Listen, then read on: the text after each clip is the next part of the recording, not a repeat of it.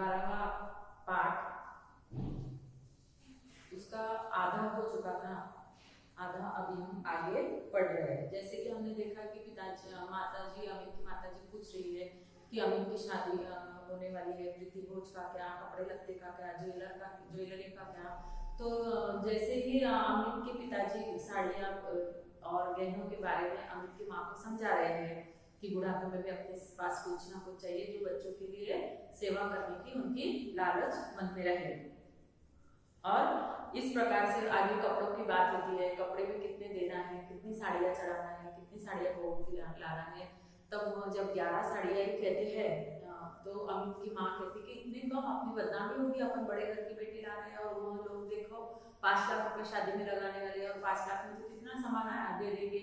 तो उस वक्त अमित के पिताजी क्या करते हैं, गुस्सा हो जाते हैं, बड़े जोर से चिल्ला देते हैं, वे चाहे कुछ भी दे, हमने थोड़ी उन्हें कहा था कि पैसे आप हमें 2-5 लाख रुपए शादी में लगा, हमने तो नहीं मांगे थे, हमारे जितने पास होगा हम उतना ही शादी में खर्च करेंगे, जितनी हमारी चादर है, अपनी चादर है, उतनी ही हम पैर फैलाएंगे। ऐसा अमित के पिताजी अमित के माँ को क्रोधित होकर, उत्तेजित मतलब क्या, मैंने अर्थ बता दिया था, उत्तेजित यानी क्रोधित होना। तो यहाँ पर वो क्रोधित जैसे होते चिल्लाने लगते अपनी पत्नी के ऊपर, तो उसी वक्त मधु और अमित कमरे में आ जाते हैं कि पिताजी को क्या हो गया, इतना गुस्सा क्यों हो रहा है। तो वो दोनों भी वहां पर उस वक्त कमरे में आते हैं। यहाँ तक हमने पढ़ा था। पेज नंबर 46 पर देखिए, थर्ड पैराग्राफ के चल रहा था। मायाराम जी के उत्तेजित होकर बोलने से अमित और उसकी छोटी बहन मधु कमरे में आ गए। उन्हें लगा न जाने कि इस बात पर पिताजी इतने उत्तेजित हो गए। अमित की माँ उठकर बाहर चली गई। उस वक्त अमित की माँ क्या करती है, वहां से उठकर बाहर चली जाती है। मायाराम जी ने अमित और मधु को अपने पास बैठाया और उनसे कार्ड छपवाने के लिए सलाह लेने लगे। अभी उस वक्त जब मधु और अमित वहां आते हैं तो मायाराम जी क्या कहते हैं, बैठो बेटा यहाँ पर, और वहां पर उनको बिठा के कार्ड जो होते हैं, शादी का निमंत्रण पत्र जो होता है, जैसे नहीं कि हम किसी को बुलाते हैं तो उसके लिए कार्ड छपवाना पड़ते हैं, तो कार्ड छपवाने के लिए उसमें क्या करना है क्या नहीं करना है, ये सलाह लेने के लिए उन दोनों को उन्होंने अपने पास बिठाया। अमित तो मधु का इकलौता भाई था। मधु चाहती थी कि वह अपने भाई की शादी में अपनी सभी सहेलियों को बुलाए, इसलिए उछलते हुए बोली, भैया 30 कार्ड तो मुझे भी चाहिए क्योंकि मैं अपनी सब सहेलियों को आमंत्रित करूंगी। अभी यहाँ पर मधु का इकलौता भाई था अमित, और तो कोई शादी होने वाली नहीं थी उनके घर में, खुद की शादी के अलावा मधु के। तो मधु क्या कहती है कि भैया मुझे तो 30 कार्ड चाहिए, मेरी सारी सहेलियों को मैं आपकी शादी में आमंत्रित करूंगी। आमंत्रित करना है, बुलाऊंगी। अभी वो तीनों की बातें चल ही रही थी कि दरवाजे पर घंटी बजी। मधु दरवाजा खोलने के लिए दौड़ी। उसे इंतजार था पोस्टमैन का।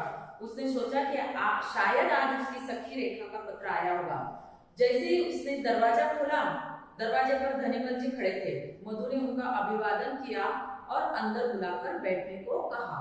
अभी यहाँ पर देखिए, ये सब बातें हम लोग की चल रही थी, कार्ड किसके कितने छपवाना है, क्या करना है। तो मधु ने अपना गिनती बता दी कि 30 कार्ड तो मुझे चाहिए, बाकी लोग भी है जो रिश्तेदार है, परिवार है, मित्र है, सब के जो अलग अलग फैमिली के लोग हैं उनको सबको बुलाना है। तो क्या चल रहा है, ये सब सलाह मशवरा मधु, अमित और मायाराम जी के बीच में हो रहा था। उसी वक्त दरवाजे पर घंटी बजी। तो मधु दौड़ते हुए दरवाजा खोलने के लिए गई। तब उसको क्या लगा कि पोस्टमैन आया होगा, क्योंकि उसे इंतजार था उसकी सहेली रेखा का पत्र आने का। मधु की सहेली का नाम क्या बताया गया यहाँ पर, रेखा। और हमने देखा है कि मीनू की सहेली के कौन से सहेलियों के नाम वहां पर उल्लेखित हुए हैं, नीलिमा और माया। ये बात का आपको खासकर ध्यान रखना है, क्योंकि हम जब परीक्षा में लिखते हैं तो यहाँ पर नाम में बहुत हम कंफ्यूज हो जाते हैं। इस वक्त क्या हुआ, पर कौन आया दरवाजे पर, जैसे ही मधु दरवाजा खोलने के लिए गई तो वहां पर कौन आया है, धनीमल जी आए हैं, जो सरिता के पिताजी है। अब यहाँ पर कोई हमारे यहाँ अतिथि आता है तो हम उन्हें क्या करते हैं, प्रणाम करते हैं, अभिवादन करते हैं। अभिवादन है क्या, प्रणाम। तो मधु ने भी क्या किया, उनको अभिवादन किया। फिर उसके बाद उन्होंने अंदर आने के लिए कहा और बैठने के लिए कहा मधु ने। धनीमल जी की आवाज सुनकर मायाराम जी भी बाहर आ गए। वे दोनों सोफे पर बैठकर बातें करने लगे। अभी उसी वक्त क्या हुआ, धनीमल जी जैसे ही आते हैं तो मायाराम जी उनकी आवाज सुनकर कमरे से बाहर आए और दोनों भी वहां पर हॉल में सोफे पर बैठे और बातें करने लगे। धनीमल जी ने कहा, भाई साहब शादी में सिर्फ 1 महीना ही रह गया है, मैंने सोचा कुछ लेन देन के बारे में बात कराओ। अब उसने कहा उन्होंने कहा धनीमल जी वहां पर आए, अब वह भी चिंतित थे कि बस अब शादी में 1 महीना ही बचा है, अब और क्या बातें बची है फाइनल कर लिया जाए, तो इसलिए कुछ लेन देन की बातें करने के लिए मैं आया हूँ। कैसे शादी करूंगा, क्या करूंगा, क्या करना है, क्या खरीदना है और कितना लेना है, ये सब बातें करने के लिए वह आए हैं, ऐसा उन्होंने मायाराम जी से कहा। धनीमल जी ने कहा, उत्तर में मायाराम जी हल्का सा मुस्कुरा दिए। ये सब धनीमल जी ने जब कहा तो जब उत्तर में मतलब थोड़ा सा वो मुस्कुरा दिए। कौन? मायाराम जी। देखिए भाई साहब, जैसा कि मैंने आपको पहले भी बताया था कि शादी में हम 5 लाख लगाने की सोच रहे हैं। अब आप ही बताइए कि यह पैसा कैसे खर्च करना चाहते हैं। अभी यहाँ पर धनीमल जी याद दिलाते हैं कि मैंने जैसे कहा था आपको कि शादी में क्या करना है, मैं 5 लाख रुपए लगाने वाला हूँ और आप बताइए आप कैसे इसको 5 लाख को खर्च करना चाहोगे। तो मायाराम जी जवाब में क्या कहते हैं, जैसा आप उचित समझे वैसे ही खर्च कर दे। वैसे भगवान की दया से हमारे पास एक रहने योग्य मकान भी है और घर में हर तरह की सुख सुविधा भी है और सामान भी है। यहाँ पर ये वाला पैराग्राफ जो कि आपको आरटीसी के लिए मार्क करना है। तो मायाराम जी ने क्या कहा धनीमल जी से कि जैसा आप चाहे, क्योंकि आपका पैसा है, आप वैसा खर्च कीजिए। भगवान की दया से हमारे पास घर है, रहने के लिए घर है और सारी सुख सुविधा का सामान उपलब्ध है। हमें किसी प्रकार की किसी बात की कोई कमी नहीं है। इसी बात पर से हमें क्या मायाराम जी के चरित्र के बारे में पता चलता है कि वह दहेज विरोधी थे और उनको पैसे के बारे में कोई लालसा नहीं थी, किसी और के पैसे के बारे में। वही उल्टा क्या होता है, अमित की माता जी पैसों की तरफ झुक जाते हैं और उनके अंदर लालसा उत्पन्न हो जाते हैं। अभी धनीमल जी ने बड़े ही अंदाज में कहा, भाई साहब यह बात तो आपकी सही है, पर मैं यह सोच रहा था कि 3 लाख का तो एक फ्लैट में सरिता के नाम कर दूं। अभी यहाँ पर वो सोच रहे कि हाँ आपकी बात तो सही है कि चाहे आपने कहा मुझसे कि चाहे जैसा आप खर्चा करना चाहते हो कर लीजिए, परंतु मेरा कैसा ऐसा सोचना है, मैं ये सोच रहा था क्यों ना मैं 3 लाख का फ्लैट सरिता के नाम कर दूं। फ्लैट का नाम सुनकर मायाराम जी चौंके और बोले, फ्लैट का क्या करना है, अच्छा खासा मकान है हमारा, कमरे भी कई है, कोई परेशानी वाली बात ही नहीं है। अभी मायाराम जी को ये बात समझ में नहीं आई धनीमल जी की, फ्लैट क्या क्यों बोल रही है, इतना बड़ा मकान है हमारा, यहाँ पर बहुत सारे कमरे भी है, किसी को ऐसा नहीं है कि जगह नहीं है किसी प्रकार की, ऐसा भी नहीं है, इसलिए ये क्या बात कर रहे हैं फ्लैट की, इसलिए वो चौंक गए। और क्या करना है बोलते फ्लैट का, हमारे घर में कोई कमी नहीं है और कोई परेशानी वाली बात नहीं है। फिर क्या करते धनीमल जी उत्तर देते उन्हें, पर भाई साहब आजकल के बच्चे तो अलग रहकर ही अपनी गृहस्थी बसाना चाहते हैं। गृहस्थी मतलब अलग रहना, घर बसाना। अभी यहाँ पर वो क्या कहते हैं कि आजकल के बच्चे जो होते हैं वो उन्हें संयुक्त फैमिली अच्छी नहीं लगती है, ज्वाइंट फैमिली में रहना पसंद नहीं करते और वो अपने अलग रहना पसंद करते हैं। यह बात सुनकर मायाराम जी को क्रोध आ गया। मायाराम जी और भी गुस्सा हो गए, गुस्सा आ गया उनको कि एकलौता बेटा है और यह क्या बात कर रहे हैं, हमारा बेटा, वो क्या बोलते हैं गुस्से में, वे गुस्से में बोले, तो क्या आप यह चाहते हैं कि अमित आपके फ्लैट में जाकर अपनी गृहस्थी बसाएगा, क्या हमने इसी दिन के लिए उसे पाल पोस कर बड़ा किया है।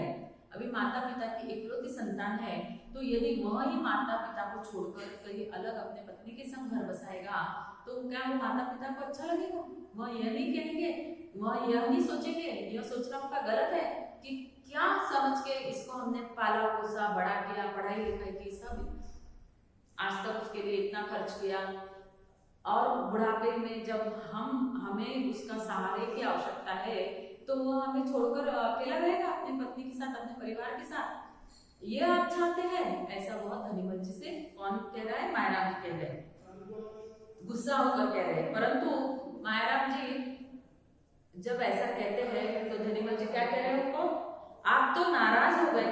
धनीमल जी ने कुछ संभल कर कहा, बात ऐसी है मैंने अपनी दोनों बड़ी बेटियों को भी एक एक फ्लैट शादी में दिया था। अब वो कहते कि बात ऐसी है मैंने अपनी दोनों बड़ी बेटियों को भी एक एक फ्लैट क्या किया, शादी में दिया था। इससे उन्हें शादी के बाद गृहस्थी बसाने में किसी प्रकार की समस्या का सामना नहीं करना पड़ा। मैं चाह रहा था कि सरिता को भी एक फ्लैट दे दूं। अभी वो कहता है कि देखिए मेरी 3 बेटियां हैं और पहली 2 बेटियों की भी मैंने शादी की और उनको भी मैंने एक एक फ्लैट दिया ताकि उनको उन्हें अपना घर बसाने के लिए शादी के बाद कोई दिक्कत ना हो। इसीलिए मैं भी चाहता हूँ कि तीसरी बेटी सरिता की शादी में भी मैं क्या करूँ, उसे एक फ्लैट दहेज के रूप में दूं। फ्लैट के बाद मायाराम जी के दिल में जांच हुई। अभी जब जैसे वापस उन्होंने फ्लैट की बात कही तो यह बात मायाराम जी के दिल में जांच हुई, उन्हें हर्ट हुई। वो बात दिल में जा चुके हैं, जो भी है हर्ट हुई। उन्हें यह आभास होने लगा कि यह सब धनीमल जी की चाल है और वे शादी के बाद अमित को हमसे अलग करा देंगे। यह बात ध्यान में रखते हुए मायाराम जी ने उनसे पूछा, क्या सरिता हमारे साथ रहना पसंद करेगी? तो यहाँ पर जैसे उन्हें यह आभास हुआ धनीमल जी की बातों का कि इसमें कहीं ना कहीं धनीमल जी की चाल है, वे हमें हमारे बेटे से अलग करना चाहते हैं क्या? फिर वो पूछते हैं कि क्या सरिता हमारे साथ रहना पसंद करेगी? धनीमल जी ने बड़े विश्वास के साथ उत्तर दिया, हाँ हाँ क्यों नहीं, पर आप तो जानते ही हैं कि सरिता ने कभी अपने हाथ से एक गिलास पानी तक लेकर नहीं पिया है। अभी वो कह रहा है कि धनीमल जी कहते हैं कि हाँ क्यों नहीं, वो पसंद करेंगे आपके साथ, पर आप तो जानते हैं कि बड़े घर की बेटी बड़े लाड प्यार में पली बड़ी है और सरिता सबसे छोटी होने की वजह से और भी उसके लाड प्यार होते रहे हैं और उसे एक गिलास में पानी को अपने हाथ से लेने की उससे आदत नहीं, मतलब इनफैक्ट क्या कि उसको किसी भी प्रकार का घर का काम करने की आदत नहीं है। पर शादी के बाद थोड़ा बहुत काम तो सभी को करना होता है। अब पर अमित के पिताजी क्या कहते हैं कि शादी के बाद थोड़ा बहुत काम तो सभी को करना पड़ता है। हाँ सो तो है, परंतु सरिता छोटी बेटी होने के कारण बहुत ज्यादा लाड प्यार में पली है। धनीमल जी बोले, हाँ तो क्या कहते हैं, धनीमल जी कहते हैं कि वो सबसे छोटी बेटी होने के कारण क्या करे है, बहुत उसे उसका लाड प्यार हुआ है और वो लाड प्यार में पली बड़ी है। मायाराम जी कुछ उत्तेजित हो उठे और बोले, फिर भी और गुस्सा हो गए मायाराम जी, कम लाड प्यार में तो हमारा अमित बेटा भी नहीं पला है। अमित हमारा इकलौता बेटा है, उसकी हर सुख सुविधा का ध्यान रखा है हमने। अभी यहाँ पर मायाराम जी कहते हैं धनीमल जी को, जब वो ऐसा कहते हैं कि हमारी छोटी संतान होने के कारण वो बहुत लाड प्यार में पली है, तो मायाराम जी कहते हैं कि अमित भी कम लाड प्यार में नहीं पड़ा है, पला बड़ा है, क्योंकि हर सुख सुविधा का हमने उसके ध्यान रखा है और वह भी हमारा एकलौता बेटा है। ये मत समझिए कि आपकी बेटी लाड प्यार में पली बड़ी है। धनीमल जी ने बात पलटते हुए कहा। अभी धनीमल जी को ऐसा लगा कि मायाराम जी अब बड़े गुस्सा हो रहे हैं, तो उन्होंने थोड़ा बात को पलट दिया। भाई साहब आप ये रुपए किस तरह से खर्च करना चाहते हैं? फिर उन्होंने कहा कि किस तरह से फिर आप ये रुपए खर्च करना चाहते हैं? रुपए, ईश्वर की दया से पैसे की कोई कमी नहीं है हमारे पास। पिछले साल ही तो अमित को फैक्ट्री लगवाई है, बस हमें एक सुशील बहू चाहिए जो घर में सबके साथ प्रेम से रह सके। जब उन्होंने रुपए की बात करी धनीमल जी ने, तो मायाराम जी ने फिर से उनको कहा कि हमें कोई रुपया पैसा नहीं चाहिए, हमारे पास भगवान की दया से, ईश्वर की दया से किसी प्रकार की कमी नहीं है। और ये भी पिछले साल ही अमित के लिए फैक्ट्री लगवाई है और हमें क्या चाहिए, केवल अच्छी बहू चाहिए जो हमारे सबके साथ प्रेम से रह सके। सुशील और अच्छी बहू उन्हें चाहिए। लगता है भाई साहब आप मेरी बात से नाराज हो गए हैं। मैंने किसी बुरे विचार से कोई बात नहीं कही है। ठीक है, इस समय तो मैं चलता हूँ, आप विचार कर लीजिए कि इतना रुपया किस तरह से खर्च करना है। मैं कल आकर आपसे पूछ लूंगा, पर हाँ एक बात ध्यान रखिएगा कि मुझे 3 लाख का एक फ्लैट तो देना ही है, बाकी 2 लाख कैसे खर्च करना है वह आप सोच ले। अभी यहाँ पर जब वो बात नहीं बन पा रही है, जब आमने सामने, तो धनीमल जी क्या कहते हैं कि हो सकता है आप क्या हुए, लगता है भाई साहब आप मेरी बात से नाराज हो गए। चलिए मैं आज तो चलता हूँ, पर आप क्या कर लीजिएगा, आज सोच लीजिएगा और कल मुझे बता दीजिए कि कैसे इन रुपये को खर्च करना है। परंतु ये बात ध्यान में रखिए कि 3 लाख का मैं अपनी बेटी के लिए फ्लैट दूंगा ही दूंगा, और आपको सोचना है कि बच्चे हुए 2 लाख है वो किस तरह से आपको खर्च करवाने हैं, आप सोच लो। यह कहकर धनीमल जी सोफे से उठकर खड़े हुए और अपनी कार की ओर चल दिए। इतना कहा धनीमल जी ने और वहां से वो उठ गए और अपने जहाँ कार रखी थी वहां पर जाकर वहां बैठ गए कार में। धनीमल जी की बातों ने मायाराम जी के मस्तिष्क पर ऐसा प्रभाव छोड़ा कि उनका सिर चकरा गया। इस समय वे ऐसे दोहरे पर खड़े थे कि उन्हें समझ नहीं आ रहा था कि कौन से रास्ते पर चला जाए। अभी यहाँ पर धनीमल जी की बातें जो थी कि फ्लैट दूंगा, ये करूंगा शादी में, ये सब बातें जो थी अमित के पिताजी के क्या हो रही थी मस्तिष्क पर, ऐसा उसने प्रभाव छोड़ा मस्तिष्क पर, दिमाग पे उनके ऐसे घूम रही थी वो बातें कि वह इस समय दो राहें पर खड़े थे, दो रास्तों पर खड़े थे। किस रास्ते से जाना है यह उन्हें बात समझ में नहीं आ रही थी। मायाराम जी की पत्नी उन्हें परेशान देखकर समझ गई कि धनीमल जी की कोई ऐसी बात कर गए, धनीमल जी क्या कर गए, कोई ऐसी बात कर गए कि जिसके कारण उनके पति इतने परेशानी में पड़े गए।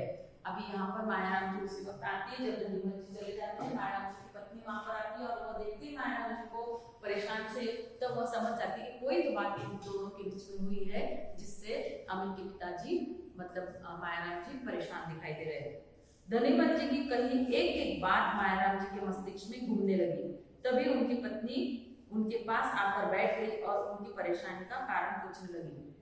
अभी एक एक बात जो धनीमल जी ने कही थी वह क्या हो गई, उनके दिमाग में घूम रही थी कि हमारी बेटी लाड प्यार में पड़ी है, उसे एक गिलास भी पानी हाथ से लेती नहीं है, वो शादी के बाद पता नहीं काम करेगी नहीं है, ये सब बातें और जो फ्लैट देने वाली बात है, ये सब बातें मायाराम जी के मस्तिष्क में घूम रही थी। तो उसी वक्त मायाराम जी की पत्नी वहां पर आकर उनसे उनकी परेशानी का कारण पूछती है। उन्हें उदास कर उन्होंने फिर मायाराम जी से जब वो पूछते तो उन्होंने उदास स्वर में बताया, धनीमल जी 3 लाख का एक फ्लैट अपनी बेटी को देना चाहते हैं। कह रहे थे कि आजकल के बच्चे तो अलग रहकर ही गृहस्थी बसाना चाहते हैं। जब उनकी परेशानी का कारण पूछा मायाराम जी की पत्नी ने उनको मायाराम जी बताए कि धनीमल जी कह रहे थे कि क्या कह रहे थे कि सरिता के लिए वह एक फ्लैट दिलाना चाहते हैं और कह रहे थे कि हर आजकल के जो बच्चे हैं वो क्या करते हैं, अलग गृहस्थी बसाना चाहते हैं। यह बात सुनकर उनकी पत्नी भी उत्तेजित हो गई और गुस्से में बोली। बड़ा गुस्सा आया उनकी पत्नी को भी, अमित की माँ को गुस्सा आया। यह सब बात करने की हिम्मत कैसे हुई उनकी? क्या वह हमारे बेटे को हमसे अलग करना चाहते हैं? उनके स्वयं कोई बेटा नहीं है तो क्या वह क्या जाने कि बेटे के अलग होने का क्या दुख होता है। अभी यहाँ पर वह कह रही है कि ये कैसी हिम्मत हुई उनकी, हमारे बेटे से हमें अलग करना चाहते हैं। वह यह भी कहती है कि वह क्या जाने बेटे का अलग होने का दुख, क्योंकि उनके खुद के तो कोई बेटा है नहीं, उनको 3 बेटियां हैं, इसलिए उन्हें यह दुख का एहसास नहीं है, इस दुख का एहसास नहीं है, किस दुख का, कि बेटे से अलग होना क्या होता है। अपने माता पिता को उत्तेजित स्वर में बोलते सुनकर अमित ने कमरे के अंदर प्रवेश किया। अमित को देखकर मायाराम जी ने कहा, बेटे अमित, सुना तुमने, धनीमल जी अपनी बेटी के नाम एक फ्लैट कर दे रहे हैं। वे कहते हैं कि आजकल के बच्चे अलग रहकर गृहस्थी बसाना चाहते हैं। अब यहाँ पर अपने माता पिता को गुस्से में बात करते हुए, क्रोध में, गुस्से में जोर जोर से बातें करते हुए देखकर अमित ने क्या किया, अंदर प्रवेश किया कमरे के अंदर, और वो आया कि कुछ तो गड़बड़ हुई है और इसलिए वहां पर वह आता है। तो अमित को देखकर मायाराम जी कहते हैं, सुना तुमने क्या कह रहे थे धनीमल जी, अपने बेटी के लिए क्या कर रहे हैं, एक फ्लैट दे रहे हैं। कहते हैं कि आजकल के बच्चे क्या करेंगे, अलग रहना चाहते हैं। आपने क्या जवाब दिया उनकी इस बात का? अमित ने क्रोध भरे स्वर में पूछा। फिर अमित ने भी गुस्सा आया उसको भी ये बात सुनी, तो उसने कहा आपने क्या जवाब दिया फिर उनकी इस बात का?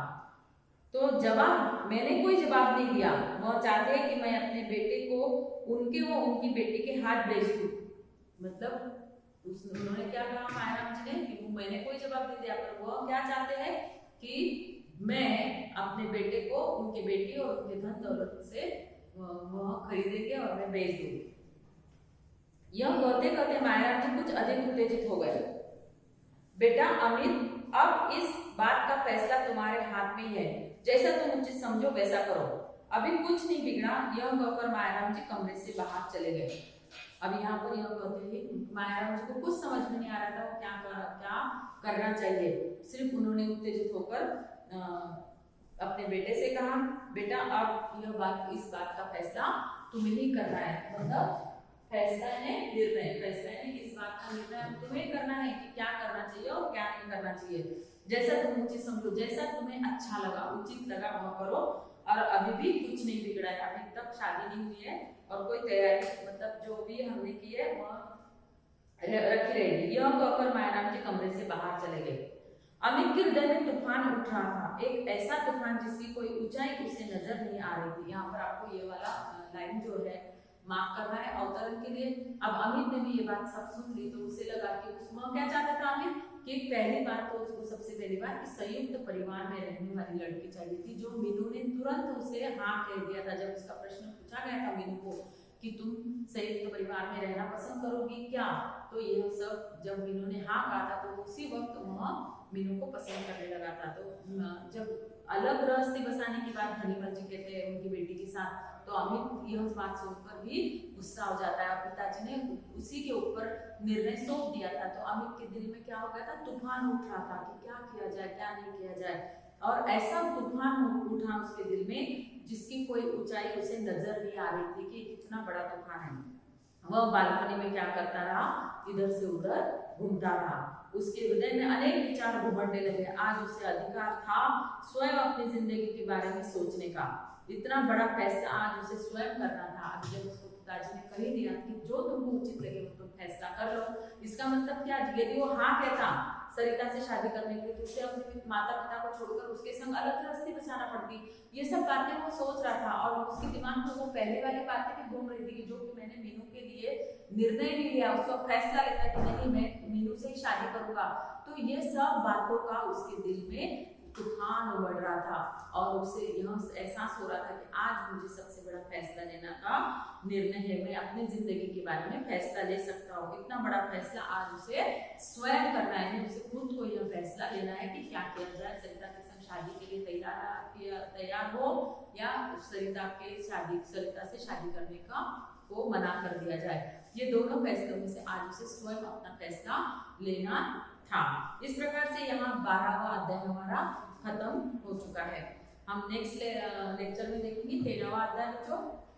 और ये जो पुस्तक है 12वां नया रास्ता, ये पुस्तक 9th ICSE को हमने शुरू की है और इसके जो वर्कबुक भी आपके पास है, तो उस वर्कबुक में जैसे ही पाठ खत्म हो जाता है, जैसे ही अध्याय खत्म हो जाता है, तो आपको उसके पीछे दिए हुए प्रश्नों के उत्तर उसी वक्त आपको लिखना है। आपको बार बार पाठ को पढ़ना है, यह बात आपके ध्यान में रहनी चाहिए। धन्यवाद।